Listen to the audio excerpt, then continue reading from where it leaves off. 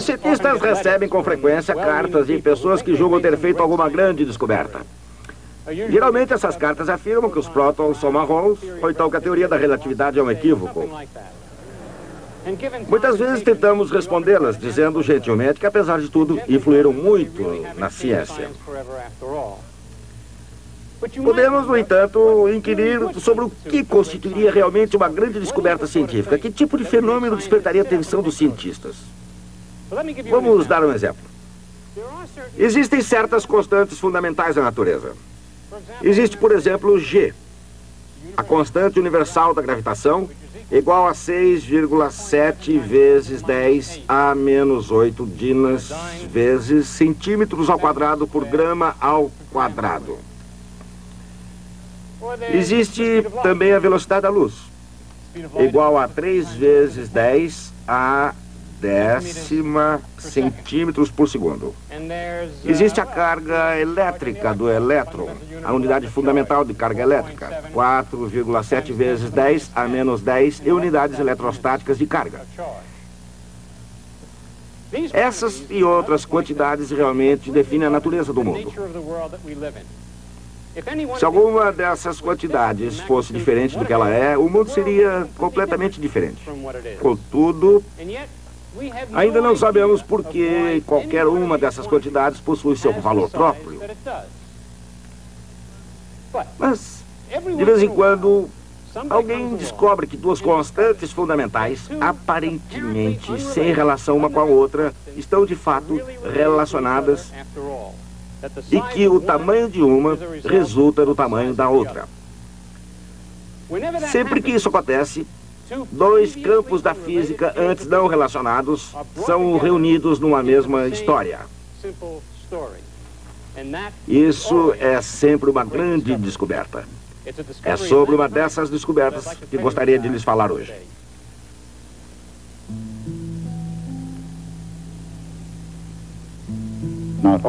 Nem todos os físicos são iguais. Muito poucos tiveram a visão de um Kepler ou a de um Faraday. Poucos compartilharão o prêmio Nobel com Albert Einstein. Um número ainda menor merecerá a fama e o destino de Galileu. O universo nunca mais poderá ser visto com a mesma visão revolucionária de Copérnico. E jamais haverá outro Isaac Newton. Mas se a vida e a obra de todos os físicos notáveis fossem exibidas numa grande sala de exposições, logo iríamos perceber que todos têm algo em comum. Não importa onde ou quando viveram e trabalharam. Todos os físicos parecem igualmente fascinados com os mistérios da natureza.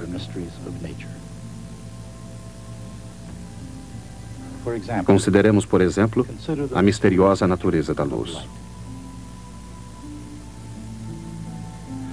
A própria ideia de luz, especialmente a velocidade da luz, tem sido tão difícil de compreender quanto a inimaginável vastidão do universo.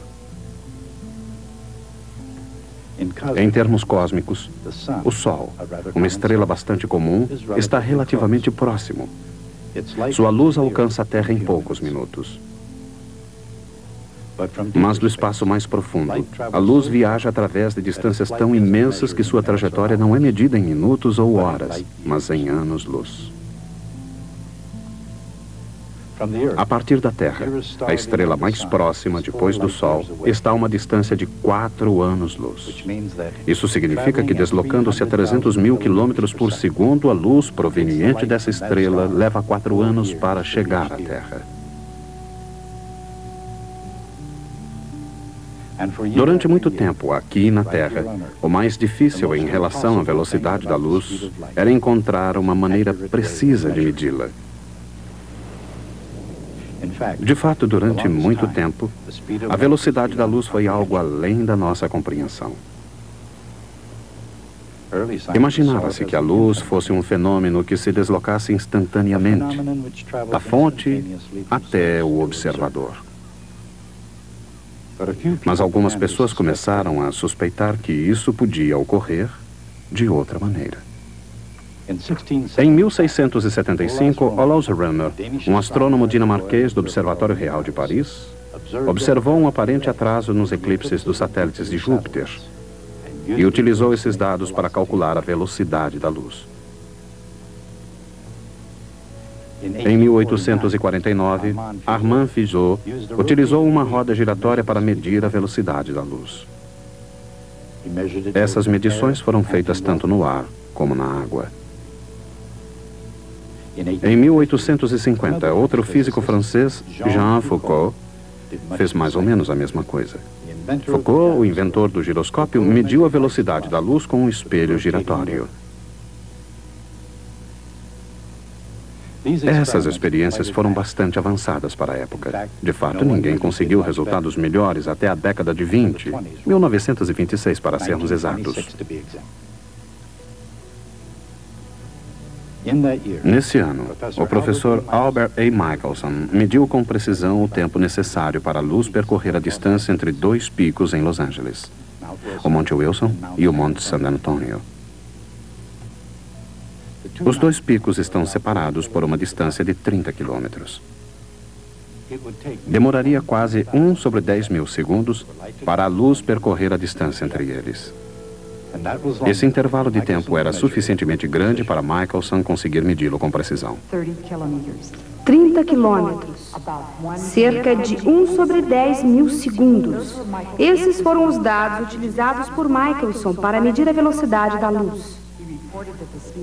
Segundo ele, a velocidade da luz é igual a 299.796 quilômetros por segundo.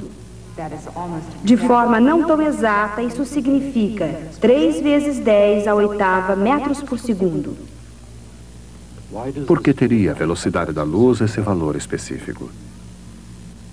E por que ela constitui uma constante fundamental da natureza? Ninguém sabe ao certo. Os cientistas já conseguiram melhorar o método de uma constante fundamental que determina a escala de tudo no universo. A velocidade da luz é uma dessas constantes fundamentais. A constante da lei da gravitação de Newton é outra. Só por esse fato, Newton talvez pudesse ter vivido como o maior cientista da Inglaterra. Mas no âmbito da experiência científica, Newton não se igualou a Harry Cavendish, o inglês que mediu a constante da gravitação universal. No processo, Cavendish não só obteve o tamanho do então crescente Império Britânico, mas na verdade ele pesou todo o planeta. Sob qualquer ponto de vista, pesar o mundo é um feito notável. Embora nem todos os cientistas sejam tão ambiciosos quanto Cavendish, quase nenhum é tão modesto. Cavendish não publicou seu trabalho em vida. De qualquer maneira, escondendo o seu trabalho, como Cavendish, ou exibindo para o mundo, como Galileu Galilei, todos os grandes físicos parecem manter livros de anotações. E todos esses livros de anotações, não importa o seu tema ou estilo da eventual publicação, parecem constituir jornadas ao mundo da experimentação.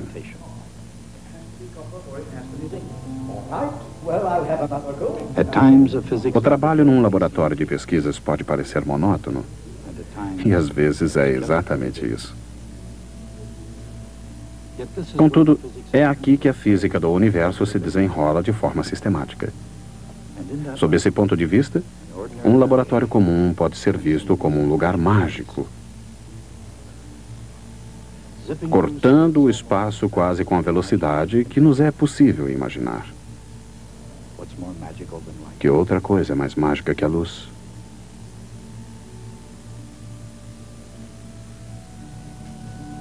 Mais poderosa do que a força da eletricidade. Mais penetrante do que a influência da gravidade.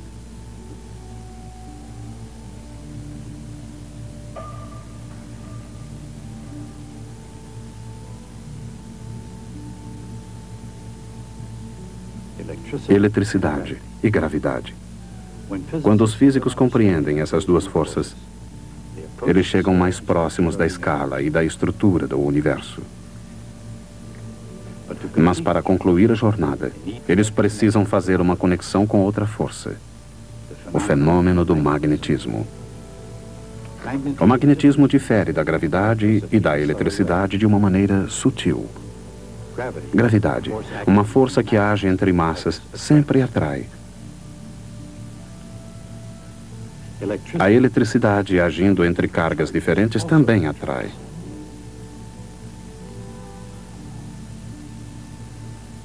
Agindo entre cargas semelhantes, irá repelir.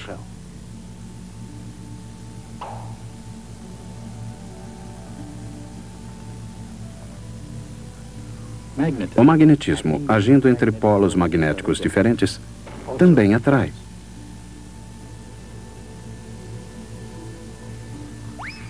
Entre polos magnéticos semelhantes, repele.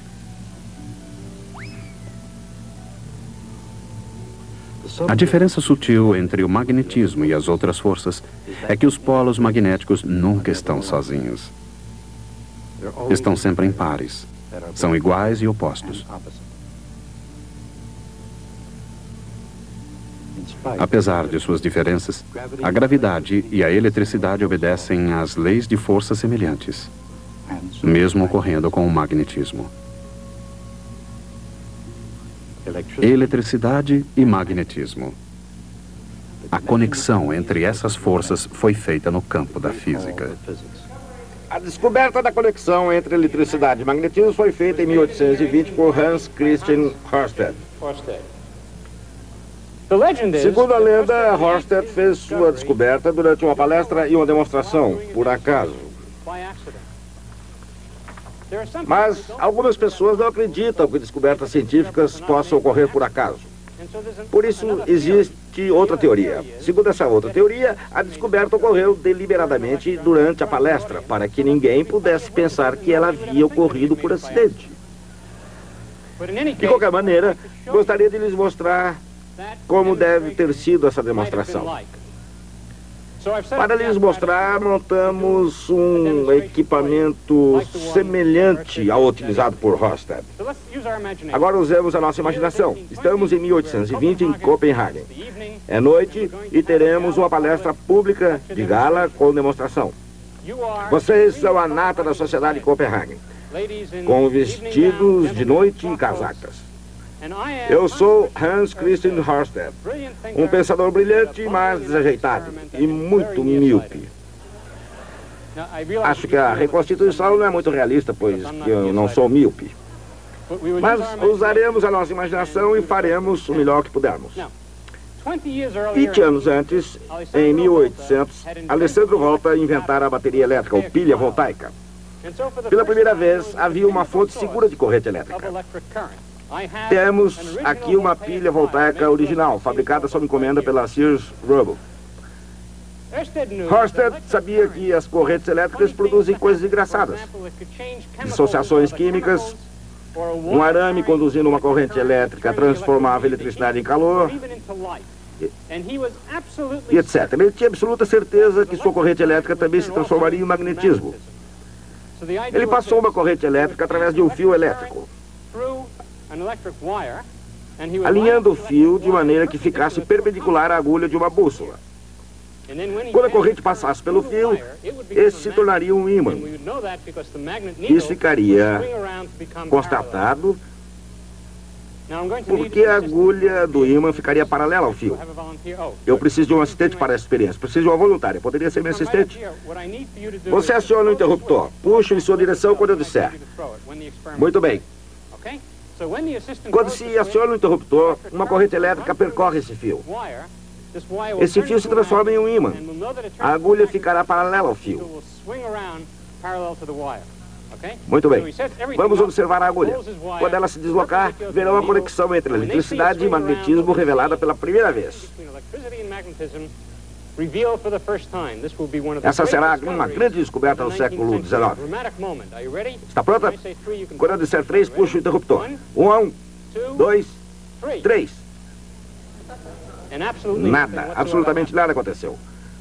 Horsted está decepcionado. Ele torce o fio para puxar o ímã nessa direção. Não adianta, o ímã não sai do lugar. Ele pede que o assistente abra o interruptor e anuncia que a experiência foi um fracasso. O público começa a deixar a sala.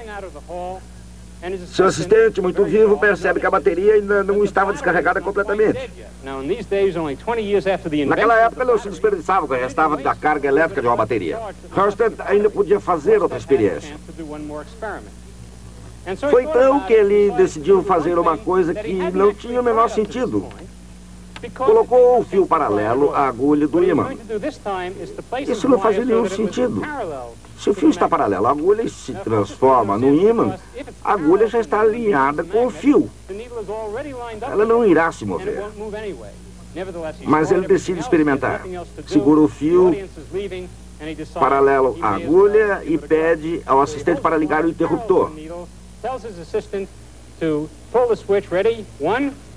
Pronto, 1, 2, 3. A agulha do ímã se movimenta. Horsted descobrira o eletromagnetismo. Bem, agora pode abrir o interruptor. Obrigado pela ajuda. Horsted obteve um resultado surpreendente em virtude da maneira pela qual opera o campo magnético de uma corrente elétrica. Se isso é um fio que conduz uma corrente elétrica como aquele...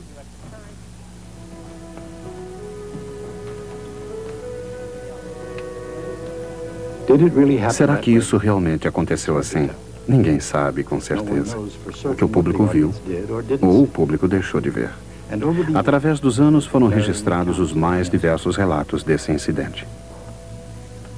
O fato é que a descoberta de Oersted foi um golpe de gênio.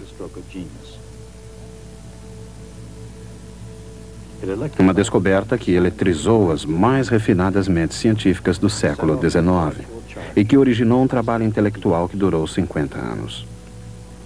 Mas por quê? Uma bateria, uma bússola e um pequeno pedaço de fio. É óbvio que não foi uma questão de equipamento, e sim do conceito fundamental por trás da experiência. Um conceito tão poderoso que, ao ser finalmente compreendido, teve o poder de relacionar a eletricidade comum às mais extraordinárias luzes do universo, as estrelas.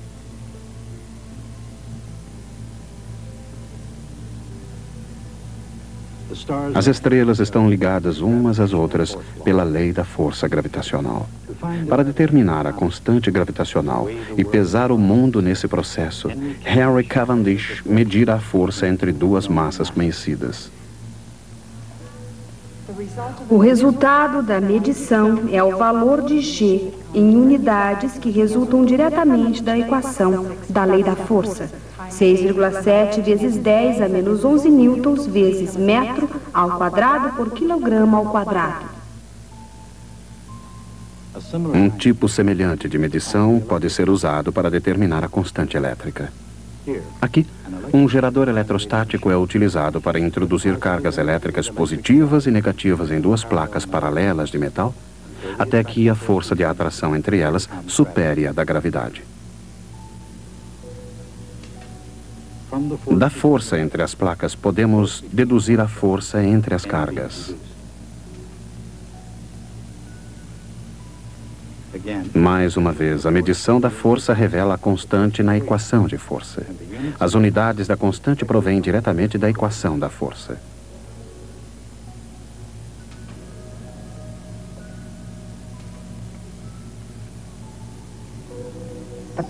A constante é igual a 9 vezes 10 a nona newtons vezes metro ao quadrado por coulomb ao quadrado.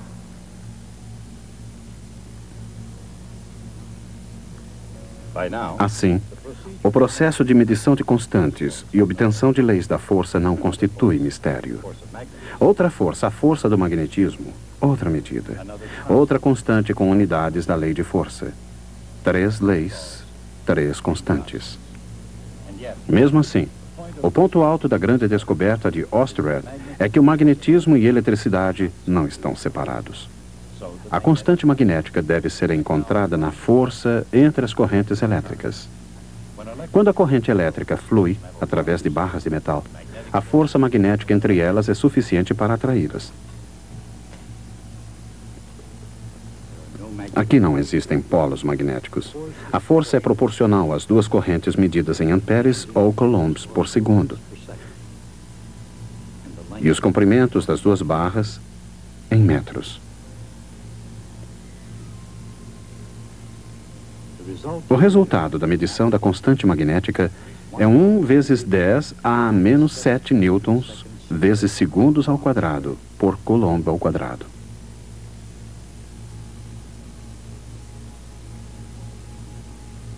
A importância dessas constantes foi compreendida por muitos cientistas no século XIX.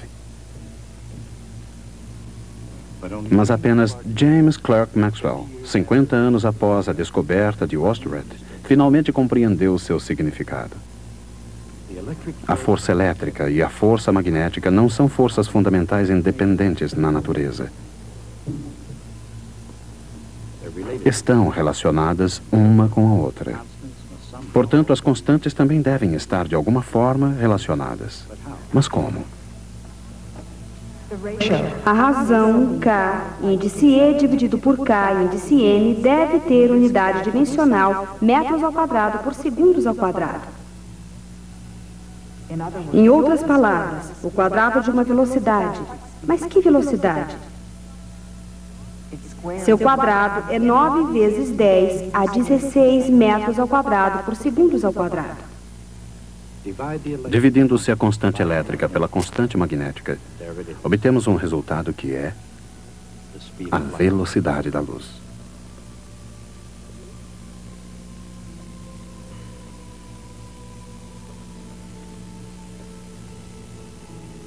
Maxwell comparou duas medidas que parecem não ter nada a ver com a luz. Mas escondida nas forças da eletricidade e do magnetismo, ele encontrou a velocidade da luz. Essa descoberta inspiraria Maxwell a desenvolver uma teoria combinada que unificou os conceitos de eletricidade, magnetismo e luz. Sem a descoberta de Maxwell, as percepções do mundo seriam incrivelmente diferentes.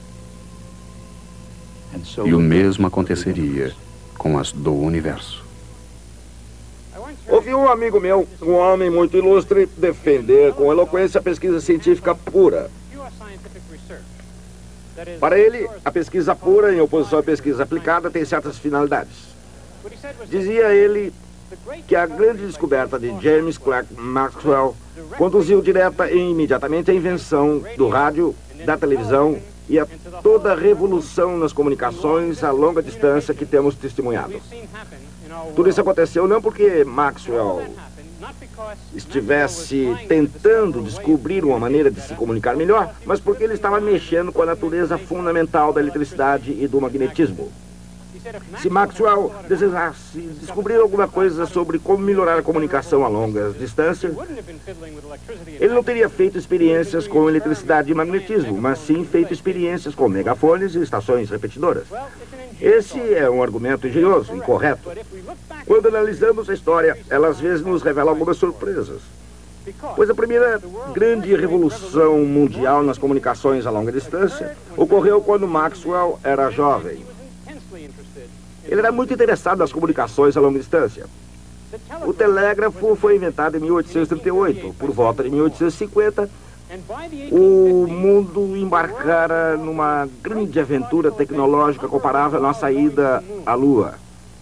A colocação de um cabo telegráfico no Oceano Atlântico que reduziria o tempo de comunicação entre Nova York e Londres de várias semanas a uma fração de segundo.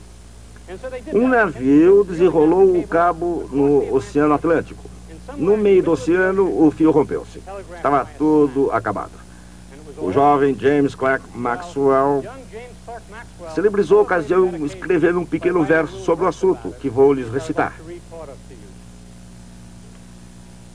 O refrão era: sob o mar, sob o mar. Como cientista, Maxwell não ia ficar escrevendo aquilo repetidamente. Ele fez uma anotação algébrica. Ele escreveu U para sob o mar e 2U para sob o mar, sob o mar. Sob o mar, nenhum sinalzinho está chegando a mim. Sob o mar, sob o mar. Alguma coisa certamente saiu errada. Qual foi a causa, ninguém diz. Mas alguma coisa quebrou o cabo telegráfico. Ou então não estavam puxando com muita força. Sob o mar. Sob o mar. Tantos quilômetros de comprimento. Como podem ter estragado um material tão durável? Uma linha de arame, elástica e resistente. Tão forte na água salgada. Sob o mar. Sob o mar, haverá muitos fios dentro de pouco tempo. Vão desenrolar um novo cabo e tentar novamente. E decidir nosso comércio de algodão e trigo com uma linha que jamais vai dar problema.